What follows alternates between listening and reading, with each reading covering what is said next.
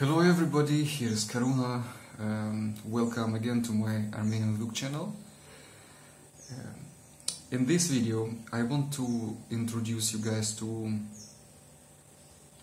the subject of exercises. So this is a very important subject, especially if you want to make some essential progress in learning Duduk, because without a systematic approach to this, you will not really progress much. This is my experience. Maybe some of you have some different experience in this area, but I feel that the academic approach a little bit is needed. You know, it's not only about inspiration, about like following your heart, and this is of course very important. This is number one in the Duduk, as also for me. I came to this because of the call of my heart, but if we really want to make nice progress and don't just play with it, you know, we must be a little bit more serious.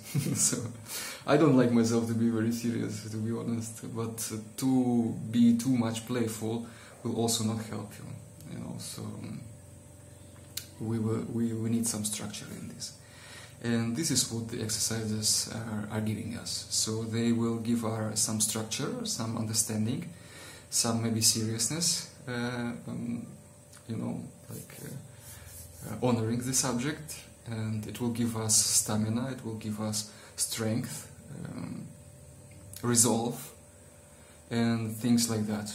So if you involve exercises, useful exercises, into your daily or however Duduk practice, you will see soon nice changes. I remember myself when I started to play another type of wind instrument in India, which is called bansuri, the bamboo flute. I was too rushy in this, and I wanted to immediately start playing ragas, immediately start playing some things, and because it was, of course, I had to pay money to the teacher, and I wanted just to make it quicker,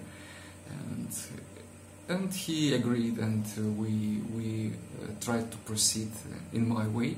Really, after 2 or 3 weeks, I realized that my sound is not really much improving. So I already can repeat some patterns, some nice things, but still my sound is sort of not ripe, so I was too rushy. And then we started with just playing one note, one breath, one long note with one long breath. If he would suggest in the beginning, I would probably say no, and I wouldn't have studied with that teacher, because it was like too boring, and this was boring. In fact, this is boring. Like, these exercises are not very much entertaining, to tell you honestly. But then only I was able to appreciate a systematic approach. So we need this for improving different type of skills in playing Duduk, and also different type of memory. Even hearing is a memory, you know. Some people, they don't have, many people, or the most people, they don't have the perfect hearing, and we have to develop it as well. So we have a memory for this, for the sound, how flat or sharp are the notes we are playing. So this all can be improved, can be developed by just doing some very basic, very simple exercises. So this is, guys, for your motivation, for you just to understand why you are doing this, you know, why. Because it's sort of important for us, for the mind, that it gets quiet, it doesn't always rebel. Okay, it's just too boring, I don't want to do this, let's start with the music, and things like this. So it will give you some understanding. Okay. So first of all, I would recommend you to only do exercises with a drone. If we take Duduk in A, so basically it's good to have the drone in B and the drone in A. We need it not only because it sounds nicer when you play with the drone, but also it will develop your skill of hearing. You know, when you are out of tune, you will hear it while the drone is being played. Otherwise, you will just not hear it. You know, and use drone all the time. I would say in the beginning, use it all the time while playing Duduk. Sometimes you even close your eyes and you just play the drone and you start playing Duduk, slowly making exercises, and you will already after some time you will hear I am too sharp or I am too flat. Probably the first exercise I would recommend you guys is to play the long nose. One big and deep breath and you play one note. And you try to make it as stable, the sound as stable as you can. Just maybe you close your eyes and you draw a line in your mind, like, and you are just on this line. You play the note and you are like on that line. And if you start to go up and down, you just see that this the vibrating starts, and you try again to bring the sound to just the straight line like this. And we can do it in a more powerful way or in a more soft way. It is also it gives you some different feelings. So if you play it more loud or if you play it more quiet. So to play it quieter is harder. So if you play it louder, you kind of have a bigger sense of control over the reed, over your lips, and the sound is like more controllable. But if you play it in a softer way, in a more quieter way, then you really have to be very much aware how your lips are working. Yeah?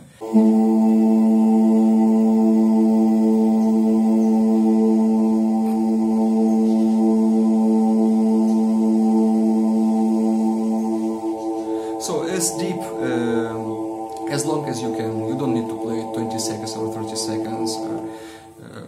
But you can also use the metronome to be like more structured, even in playing one note.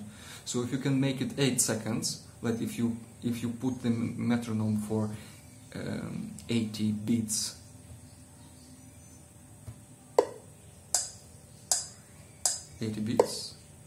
And you play 8 beats, will be nice.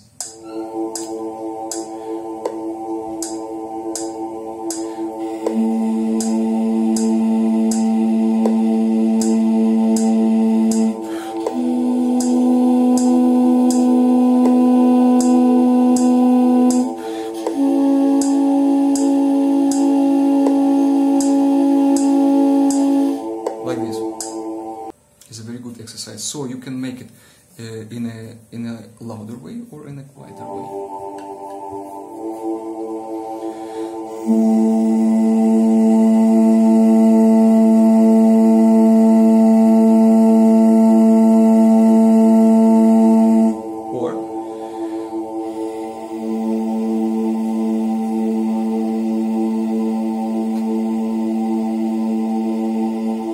It is much more difficult to be on the straight line with the quieter, softer playing. So this is exercise number 1 for you. And in this exercise you can also, if you play without the drone, you can use the tuner and to look at the tuner, where are you? The long notes you practice one note, one breath, and you go all the scale up and down. You know, on any note, on every note of the scale, you make the full breath out. So like this, we develop all the muscles, we develop the lungs, because many phrases in the musical pieces on the duduk are quite long. And of course, the exercises are made to develop the body bodily memory. So I don't know if the word is right, motorics, we say in Russian motorika.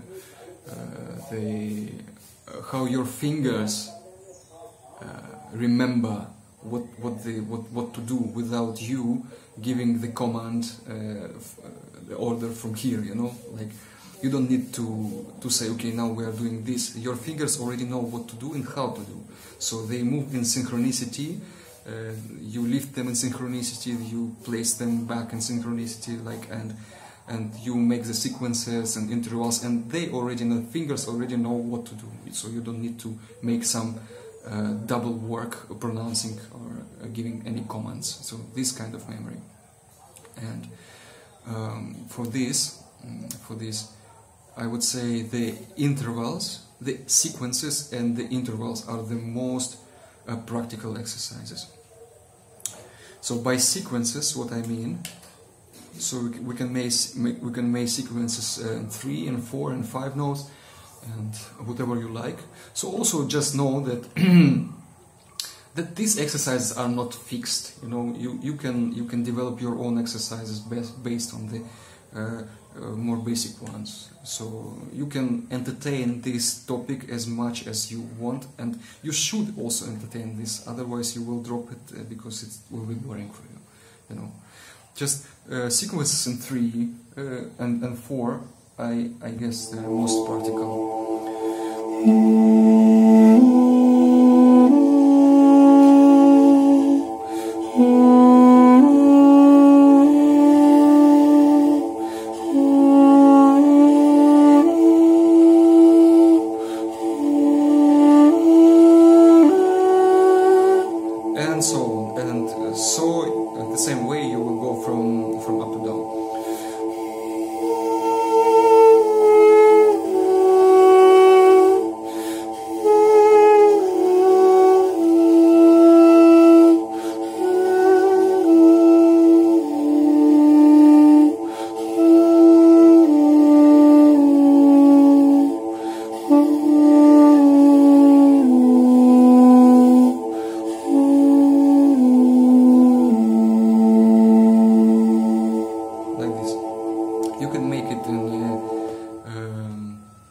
Faster way or in a slower way, or you can make it in a very musical way. So another tip for you guys, and also a key, you can do exercises in a sort of in a form of gymnastics, let's say, or you can make it in a more musical way, so that this is a sort of intermediate step between just exercise and the music, as if you are playing music, you know. Just the intention must be, okay, I will be trying to sound it as beautiful as I can. Not just correctly, but also like beautiful, and that you can yourself, you can enjoy and you can forget that you are doing exercise. And for this, you already just involve your heart, you know, you involve your feeling, and you involve the vibrato, the vibration in the end, or even in the middle of the sequence, like this.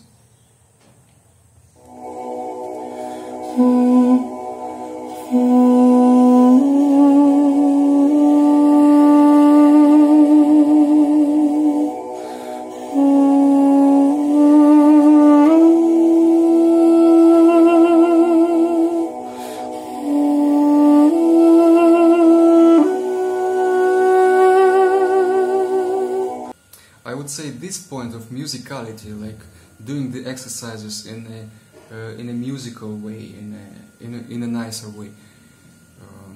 Use it as well as also the gymnastics way, you know, because the gymnastics way you can also apply the metronome, which makes a very nice effect and develops a lot all your skills. But then put down the metronome and switch it off, and then just play in the more musical way. So like this, you don't need any tempo, any rhythm, just play it in a more soulful way, and so that you can also enjoy.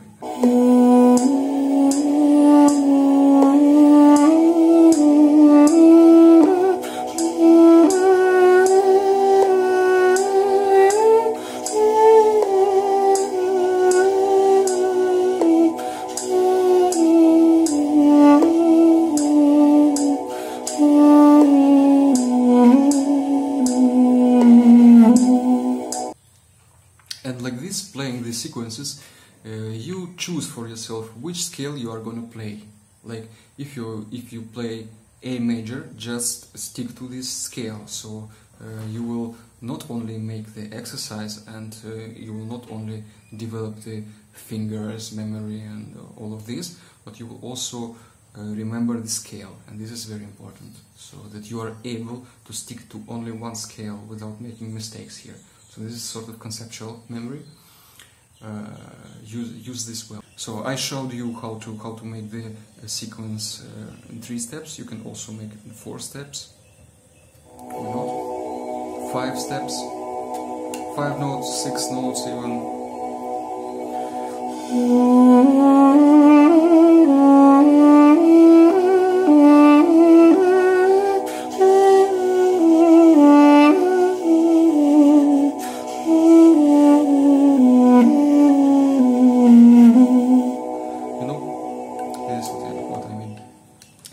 And I also mentioned the intervals. Intervals are super important. Another motivation point for you guys, in order to be able to improvise, you need to make these basic exercises. You need to know how to make the basic sequences, like 3, 4, and the basic intervals, how to jump from one note, skipping one to another, and then skipping 2 notes, or skipping, more. These interval exercises are also important. You will be never able to improvise beautifully if you don't know how to really be quite good in these exercises. Or also you can listen to famous recordings, let's say Jivan Gasparian or Vaceo Ovsepyan, in many complicated pieces. When they start to improvise, if you really listen carefully, you will notice that what does the improvisation consist of? It just consists of some little repetitions, some little things, little sequences, little intervals, and they are just repeated one after another, and you are getting the feeling of music. And this is music, because these sequences and intervals are being played with intention, with a musical intention. These are not exercises when the musician is playing them alive, like in the middle of the piece. So this is what is music. Music is just the intention, what you put into these notes. So exercises are not just exercises.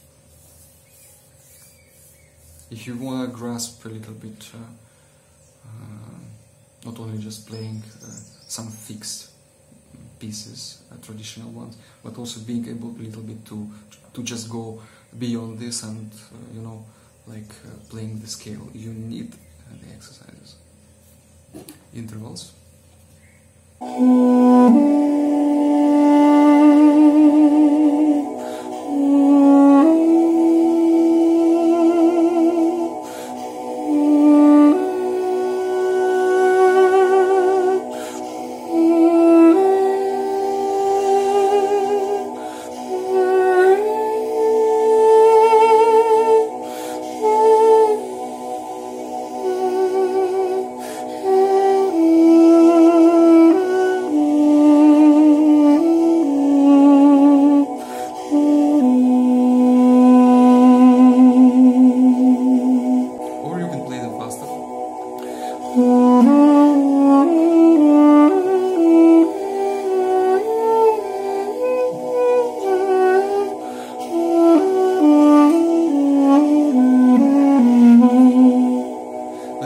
As I said, you can use the metronome for playing them.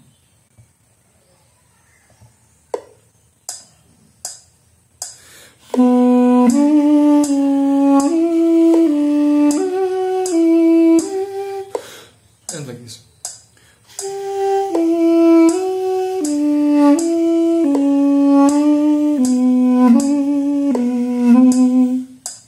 As I also told you before in one of the previous videos, when we looked into staccato, you can use this way of playing. Also here, without staccato, just making legato, just coming smoothly from one note to another, and like this you will very much develop your lungs and the whole system. Just stick to one scale.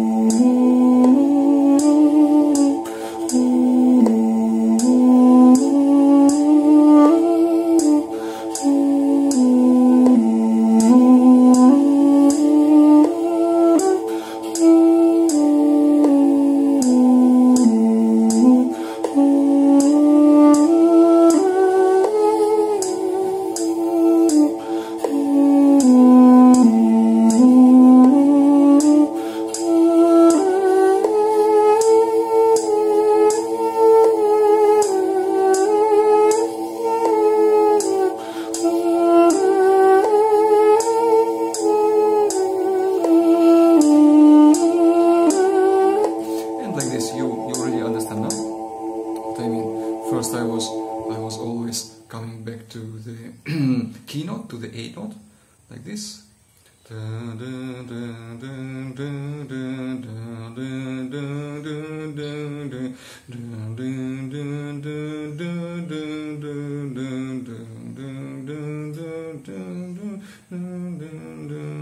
And like this, going the scale of A major up and then going down. But when I was going down, I was coming not to the key note here, but to the key note here. I was coming to the higher, to the A of the higher octave. Always back.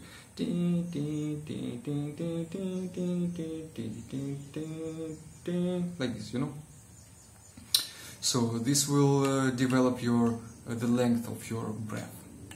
So even maybe more than the long notes. So this exercise is extremely good, especially if you put the metronome. There is one more universal and very beautiful pattern which you can use for practicing any scale, whatever scale it is, like the ones we have already learned, like B minor, A major, or whatever scales, even the complicated ones, the oriental scales we're going to use and we're going to play in the future. You can use this pattern.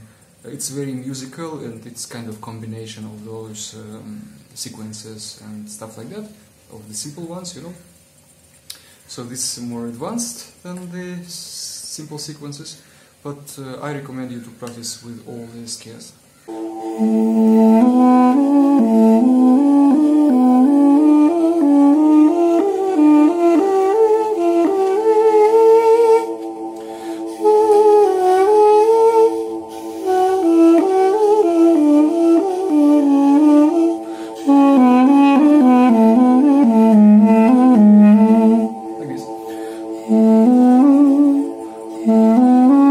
You see a sequence of 3 notes, sequence of 4 notes.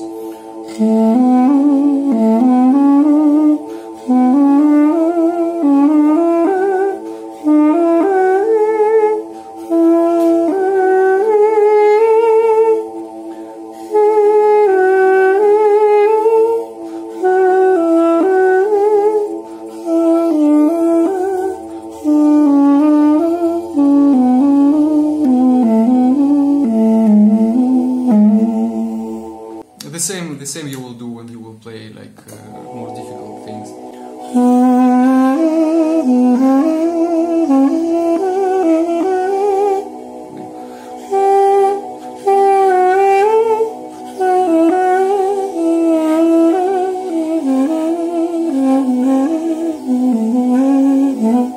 Another important exercise is developing the skills of intonation and building up the muscles here.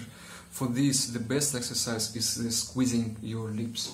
So, as you already know, guys, especially from the lesson about B minor scale, you know, I introduced you how to play the notes which are higher than all open holes. You know, when you come from B to B, like from 5 fingers here, you come to all the holes open, and then you squeeze your lips and you come to the higher B. So in between was the note of B flat or A sharp. So after A you come to B flat, and then you come to B. So you kind of squeeze your lips twice. So there are two steps here, B flat and B. So like this you can practice basically almost every note, like trying to squeeze your lips and to bring the note to a higher note, to the half note, and even to the full note. You can try to bring your sound. So like this, squeezing and relaxing, squeezing, relaxing, it will build up here your mouth, your lips. It's amazing and very, very practical exercise.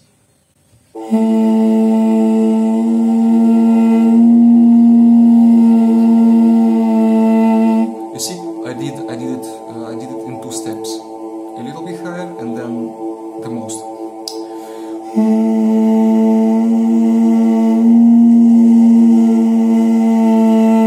You make it half, and then you make it full of your skill, and then back like this. So maybe the best way would be even to play with all open holes, like to try to achieve the B of the higher octave.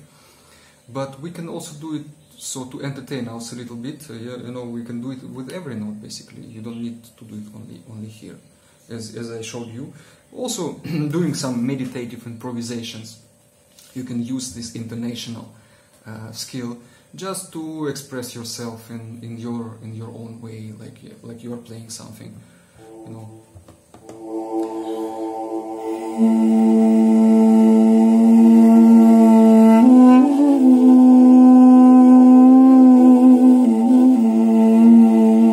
You know, you can do all these kind of things when you know how to squeeze and to be able to do this.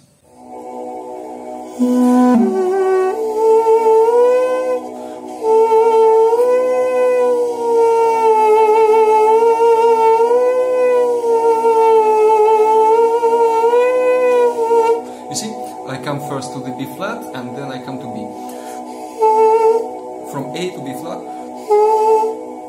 Sorry, the reed is a little bit tricky.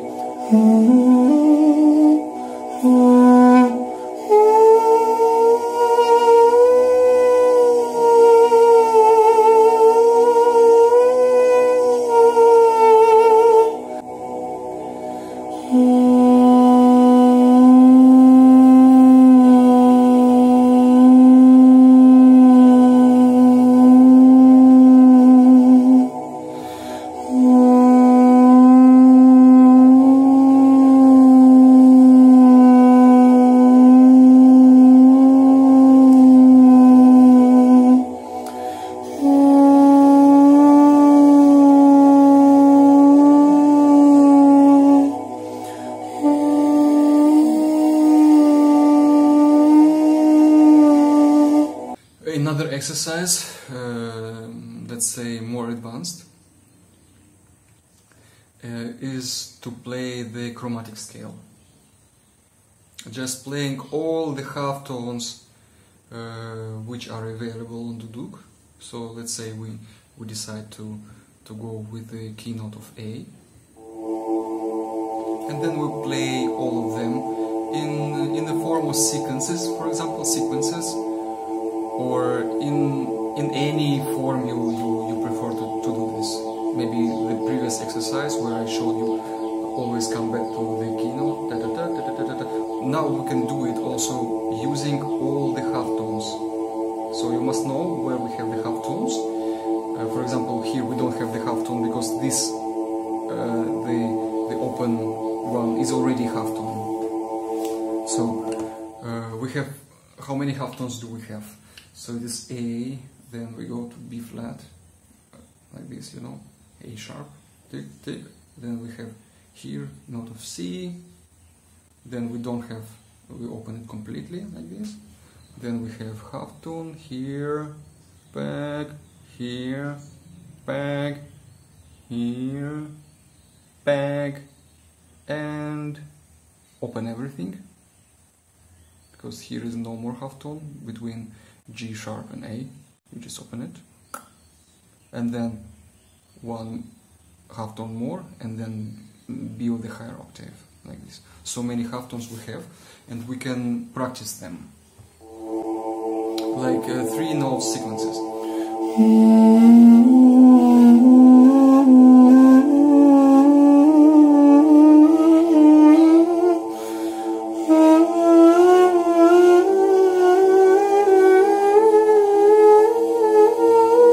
Like this, you know, guys.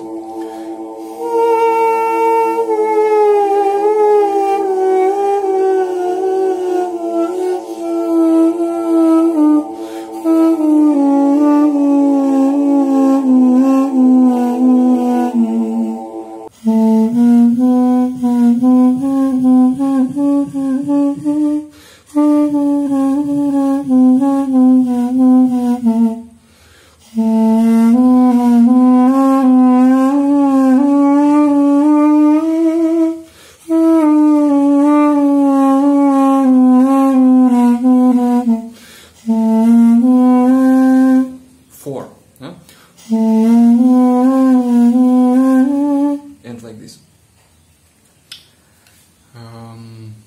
Or the exercise coming back to the keynote.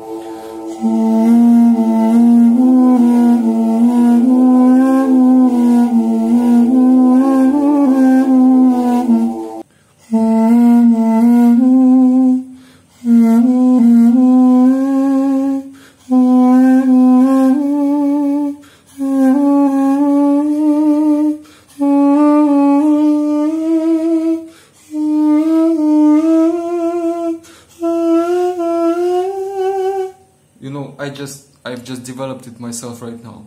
So you can do the same things. You can develop the exercises for you.